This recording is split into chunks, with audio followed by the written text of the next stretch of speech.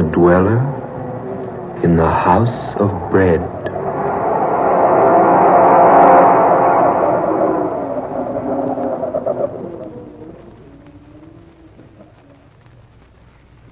I'm Scott Bishop. I create fantasies for the radio. I write weird stories for magazines. I write books on strange subjects. Authors who do these things sometimes attract odd happenings. I don't ask listeners to believe my stories. I do not expect you to believe what I'm going to tell you now.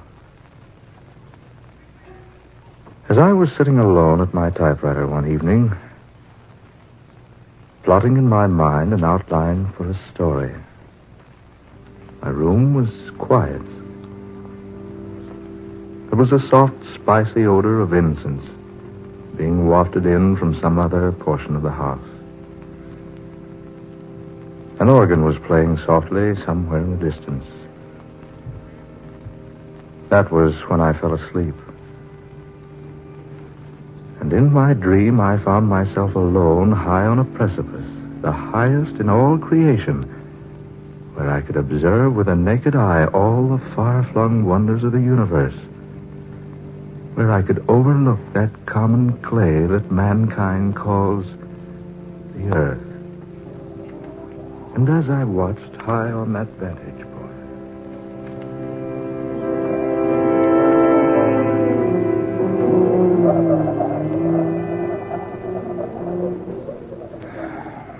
Why do you sigh, my son? Oh, I thought I was alone. Are any of us ever alone? No, I suppose we're not. But it's so desolate up here, so far from anything else. And I seem to be searching for something. Could it be, my son, that the reason is you are searching for the truth? The truth. What is the truth? You ask that? Then asking, you surely must not know. The truth. Is it some vague, inconsequential thing? Some mythical nothingness? Some non-existent wishfulness? Truth, my son, is neither inconsequential, nor vague, nor mythical. If I could only believe that. You can believe it, if you will. Can one believe something he's never seen? Perhaps. You think me a cynic, don't you, sir? I haven't said I do. Nor have you denied it. My son, look upon me. What do you see? Why, a man. Like myself. A little older, perhaps. And perhaps wiser. I make no boast of any wisdom I might have. I am the way, and the truth, and the light. What was that? Merely words spoken by a man who was about to die. I know. The Bible. The Bible. The way, and the truth, and the light. If I could only find them. You will find them, if you look far enough. Who are you? I am just a man. What's your name? It is a very common name. You'll find it in any city directory or telephone book. Then why do you conceal it? I don't conceal it. My name is Word. I can't agree that it's such a common name. Nor could you agree that it is unusual. No. Names are such temporary things. You can say to me, my name is Bishop, and there is no way for me to know whether you are good or evil, religious or atheistic, learned or ignorant, an emperor or a beggar. But you've told me more about yourself than just your name. Have I? But haven't you? Just a moment ago you reminded me that your greater age has made you wiser than I. Well? If you're so much wiser, perhaps you can tell me where to find what I seek. Where to find the truth? The truth. The light, peace, happiness, contentment. All those things man wants so eagerly, yet seldom finds in sufficiency. He only fails to find them, my son, because he is blind to them. Then they are real? They do exist? I have said that they do. Then I beg of you to help me find them. I beg of you. That, my son, I cannot do. For it is given no one to help another find those things which you seek. You must search them out in your own way. You must exert your own efforts in discovering them. But can't you tell me anything? Anything at all? I would like nothing better than to disclose everything to you. But this much I can say. Yes? If you are sincere in wishing to find the truth, if you really desire to know the way of light and happiness and peace, if you would know the road to all these majestic things, then seek you the house of bread. Remember the house of bread. Seek you the house of bread. But wait. Wait, I say. Come back. Don't leave me now. Where is that house? Where will I find it? Where will I find the house? Tell me, O wise one. Where will I find the house of bread?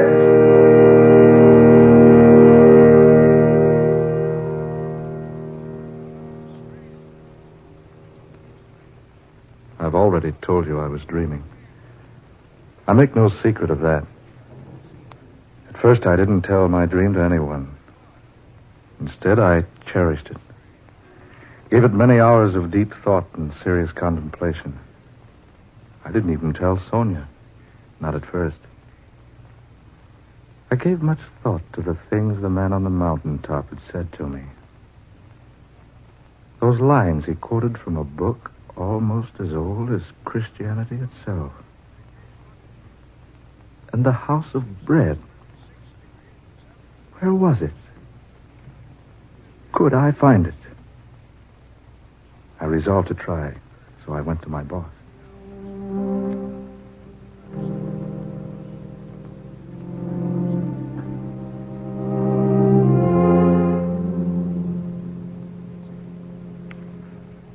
Are you trying to tell me, Bishop, that you're leaving? Regretfully, yes. But your work, your future. I wonder, sir, if there is a future. Well, Bishop, what in tarnation's come over you? You've got a great future. Your books are selling like peanuts at a circus. Here's a wire from fantastic periodicals. They want a contract for a series of 12 short stories about the supernatural. That's $3,000. $250 apiece. That's not hay. Oh, good Lord, man. Are you out of your mind? Why, think of the years you've spent building up the reputation you've got.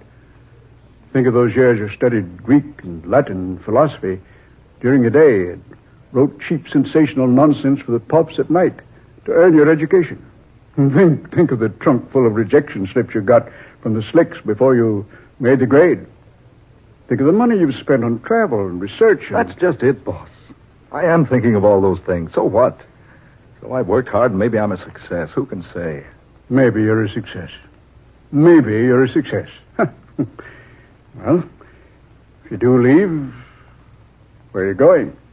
I'd be glad to answer that if I possibly could. You mean you won't tell me? I mean, I don't know. Bishop, I'll tell you what I'll do. You take a vacation. Yeah, that's it. A rest. A week. 10 days. 2 weeks. Take as much time as you like. Then, when you come back, boy, you'll feel better. I don't think it's going to be that easy. Oh, Bishop, what in the name of heaven's come over you? Don't you think you at least owe me an explanation? Yes, I guess I do. If I owe anyone an explanation, it's you. Well, some satisfaction in that, at least. Well, it's like this. It all happened about 3 weeks ago, out at my study. I had a story to write for the radio, the Egyptian mummy thing. While I was trying to come up with a reasonable plot, I drifted off to sleep.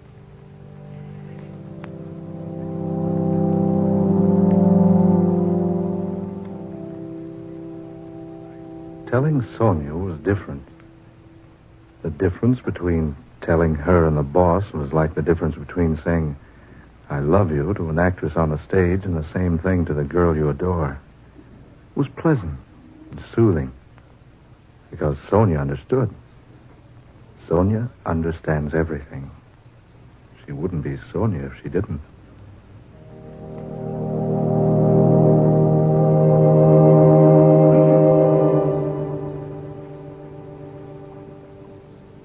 So that's the way it is, Sonia.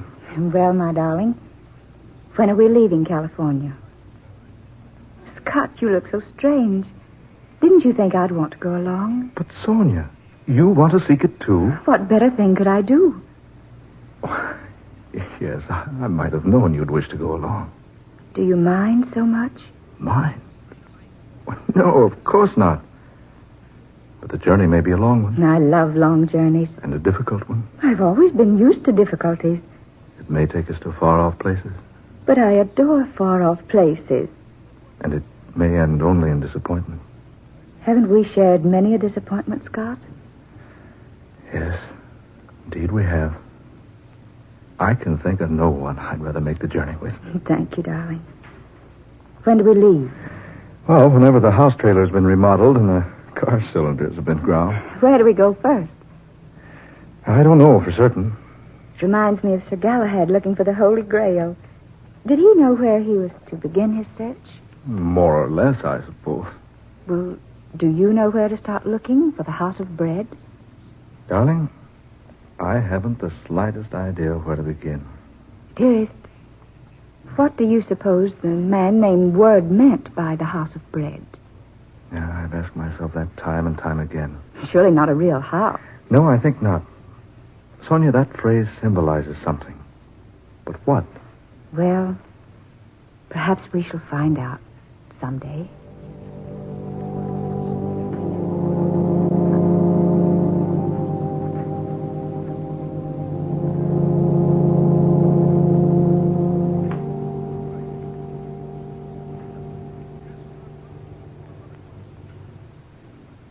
That was when we decided to go seeking a house of bread. As I look back on it now, I don't blame the boss for thinking I was balmy. Here we were, Sonia and I, two supposedly sane, sensible people throwing up everything, kit and caboodle, and taking out to look for something more vague and unknown than Shangri-La or Arcadia or Nirvana, some other synonymous place. And all because of dream.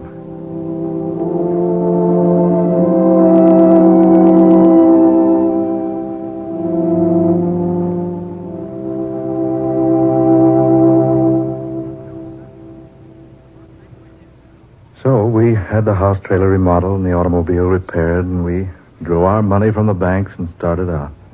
It was the 21st day of May, my birthday, about 6 o'clock in the morning. I gathered up the morning newspapers on the way out of the house, breathed in some of the fragrant California atmosphere. Sonia wanted to stop at the used bookshop on Pacific Avenue, so we drove through the spacious Long Beach streets until we came to the place opposite the post office. Sonia bought 7 travel books and a back issue of a magazine that contained one of my better stories. She said she wanted to drive around Rainbow Pier once, so we did. Then we scooted over to L.A., picked up Highway 66, and drove to Las Vegas. We stayed in a tourist cabin at Boulder that night. Bright and early the next day, we drove over to the dam. As we began driving through the mountains out of the place, I noticed Sonia laboriously riding in a small but bulky boat.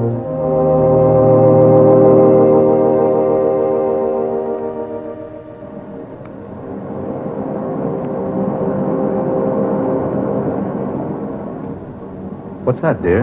A 5-year diary. I thought we should log our trip. Perhaps we'll assemble enough material for you to write another book. If we log our trip, my sweet, you'll have to do it. Me, I couldn't write an IOU with a pencil. Oh, I've already started to keep it, Scott. Here, listen. May 21st. We left Long Beach at 7 a.m.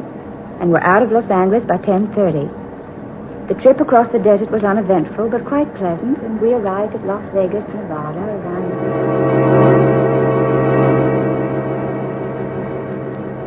May 22nd, Flagstaff, Gallup, Albuquerque. May 23rd, Amarillo, Oklahoma City, Tulsa. Kansas City, St. Louis, Chicago. Philadelphia, Washington, New York City.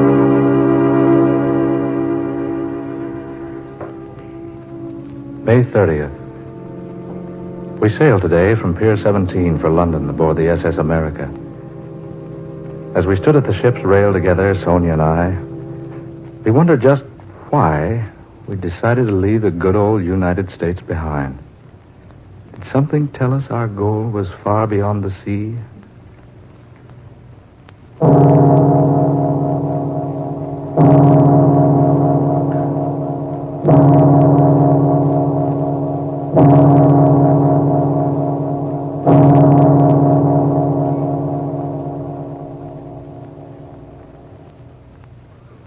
We have spent the past few days in London. It is now June 27th. We have seen the River Thames, London Bridge, Trafalgar Square, Downing Street, Westminster Abbey, Buckingham Palace, Piccadilly Circus, and many other points of interest. We were especially attracted by a place called the Light of the World. But the people we asked there, and everywhere else, had never heard of the House of Bread.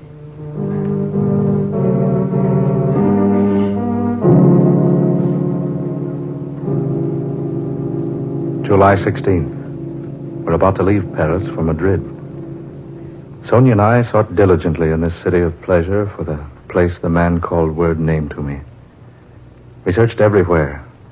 The magnificent Bois de Boulogne, boulevards, everywhere we could go. We did Eiffel Tower and the Louvre and Cardinal Richelieu's Palais Royal, the Cathedral of Notre Dame, Grand Opera House, the Arc of Triumph. Then we were attracted to the Place de la Concorde, which is called the Place of Peace. And we thrilled for a moment because we thought our search was ended. But when we asked about the House of Bread, folks only laughed at us.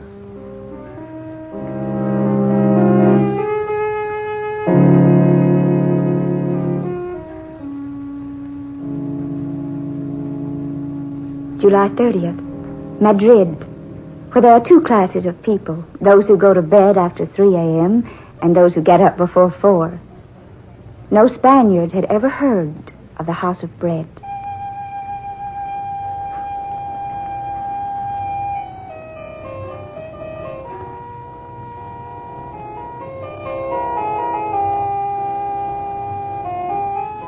Morocco, August 20th. Mingling with the Moors and Arabs, wandering up narrow, crooked, dirty streets, through shabby buildings and unkept markets, all with a general aspect of dilapidation and extreme neglect.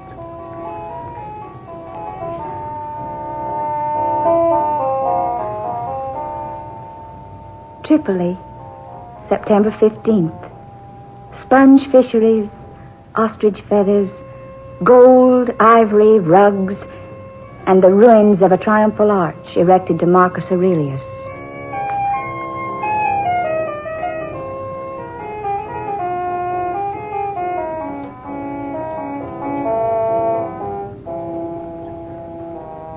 Cairo, Egyptians, Arabs, Nubians, and Turks in a city of mosques.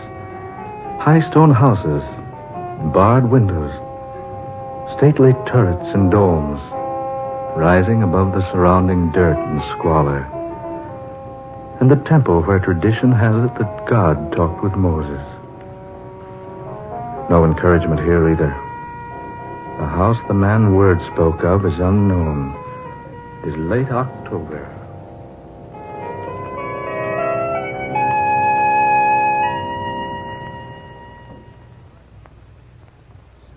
November 6th.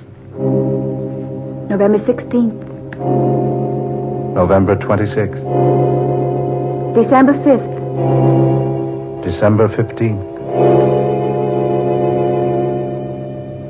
December 25th. Jerusalem.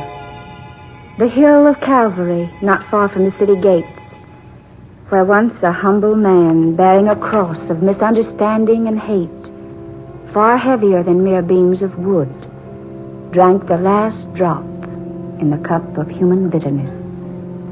The city of God. City of David, Solomon, Cyrus, the Persian king. Nebuchadnezzar, the Babylonian. Alexander the Great. Constantine the Great. Pontius Pilate.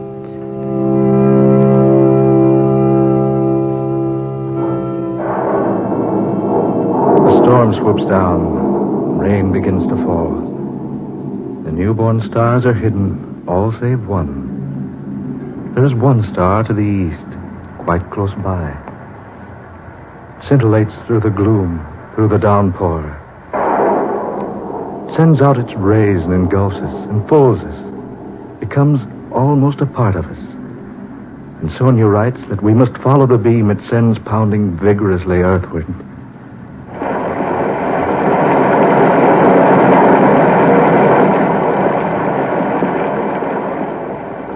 Sonia, let's go back, or at least find shelter. Scott, you're tired.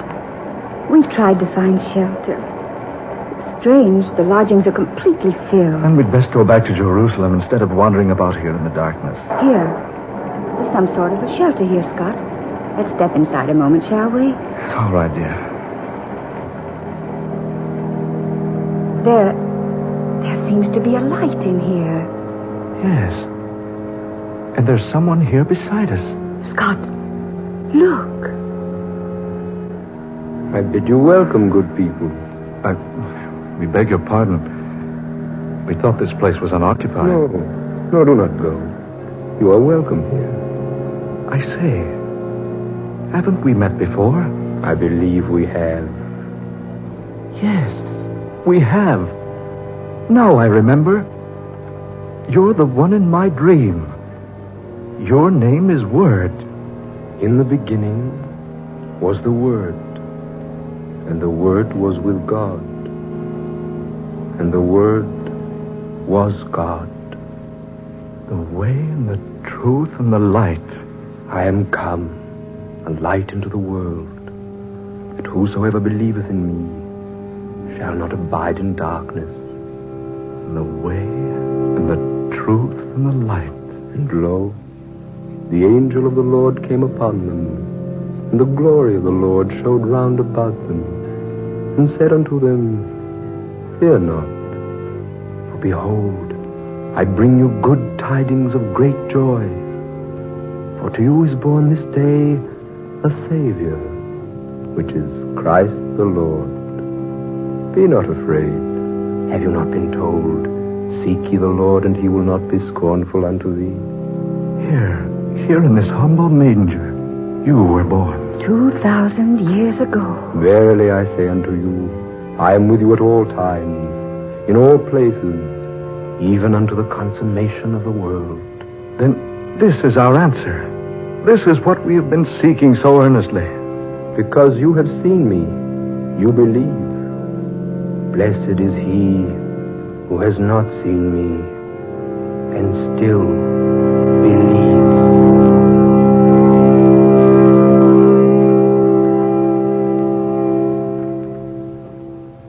And that is my story. We awoke the next morning feeling more refreshed than we'd felt in all time. The sun was bright, the rain had gone. What was the significance of the house of bread? We didn't learn that until later when I consulted the Britannica. I quote as it is written word for word. Bethlehem, a small town in Palestine situated on a limestone ridge 5 miles south of Jerusalem, a city called by the Hebrews the House of Bread. This is the National Broadcasting Company. If you'd like for me to get you a shout out, there's a link to PayPal in the description below. Leave us a donation. We'll get it up here for you. Just tell us who you want it to. You, a friend, a girlfriend, a wife, spouse, whatever. And we'll get it up here.